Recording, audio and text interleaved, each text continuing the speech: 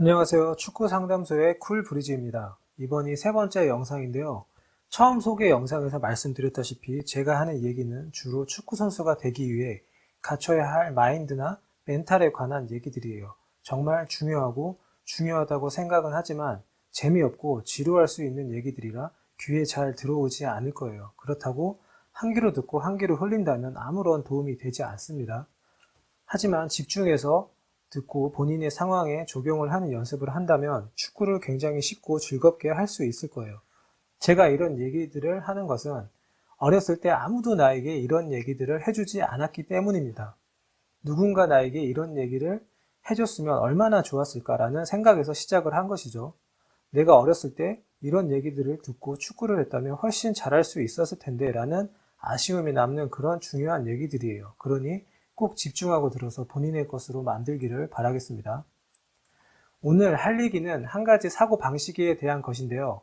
보통 전략적 사고라고 얘기해요. 들어본 적이 있을 수도 있고 처음 듣는 말일 수도 있어요.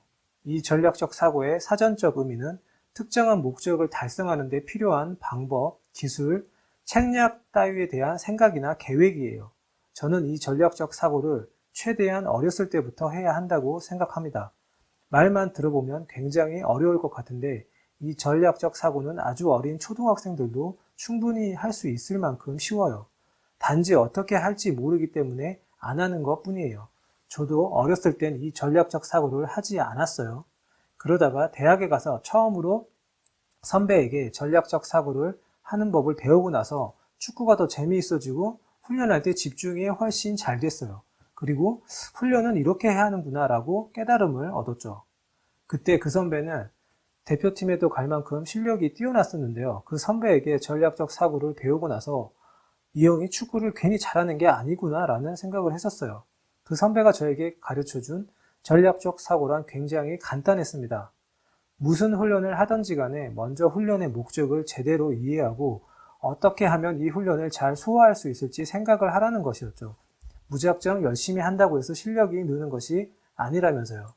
생각해보면 그 전까지는 무슨 훈련이든지 열심히 하는 것에 목적을 뒀었는데 그 얘기를 듣고 난 후 깊은 생각에 빠졌습니다. 아, 내가 지금까지 축구를 잘못하고 있었구나 라는 자괴감이 들었어요. 그 후론 무슨 훈련을 하든지 먼저 훈련의 목적과 이 훈련을 잘 소화하기 위해 어떻게 해야 할지를 생각하게 되었어요. 그렇게 하니 축구가 훨씬 쉬워졌고 또 재미있어졌어요. 생각 하나 바꿨을 뿐인데요. 아마 현재 축구를 하는 유소년, 청소년 선수들의 대부분이 이 전략적 사고를 하지 않을 거예요. 만약 하고 있다면 주변에서 축구를 굉장히 잘한다는 얘기를 들을 것입니다. 근데 그 선수들도 축구를 잘해서 전략적 사고를 하는 것이 아니라 전략적 사고를 하기 때문에 축구를 잘하는 것이니 지금부터라도 전략적 사고를 하는 연습을 하면 됩니다. 그렇게 연습을 하다 보면 축구 잘한다는 얘기 꼭 들을 거예요. 자, 그럼 이제부터 전략적 사고를 어떻게 하는지 설명을 해줄게요. 예를 들어서 패스 게임을 한다고 가정을 해보겠습니다. 패스 게임은 정해진 공간 안에서 공을 안 뺏기고 패스를 많이 성공시키는 게임이에요. 그럼 이제 전략적 사고를 해볼게요. 우선 패스 게임의 목적은 당연히 패스의 질과 정확도를 높이는 것이겠죠. 그렇다면 패스를 많이 성공시키기 위해 어떻게 해야 할지를 생각하는 거예요. 패스 게임을 할 때는 대부분 좁은 공간에서 하다 보니 압박이 심해서 패스를 정확하게 성공시키기가 쉽지 않아요. 그래서 무작정 움직이면 안 되고 공간을 창출하기 위한 움직임이 필요해요. 그리고 심한 압박에서 패스를 자주 주고받아야 하니 공을 주고받기 전에 항상 상황 인식을 해야겠죠. 패스를 많이 성공하는 팀이 이기는 게임이다 보니 긴 패스보다는 짧은 패스를 자주 주고받아 패스의 개수도 늘려야 하고요. 자, 이런 식으로 훈련을 하기 전에 먼저 생각을 해야 한다는 것입니다. 이렇게 생각을 하고 훈련에 임하는 것과 무작정 하는 것은 굉장히 다른 결과를 가져와요.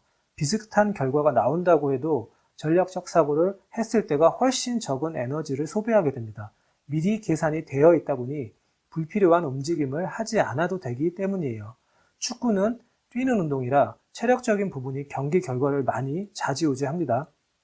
그렇다면 남들보다 많이 뛰든지 아니면 적게 뛰면서 효율적으로 경기 운영을 하든지 둘 중 하나는 해야 해요. 당연히 후자가 훨씬 더 축구를 잘하는 것이겠죠.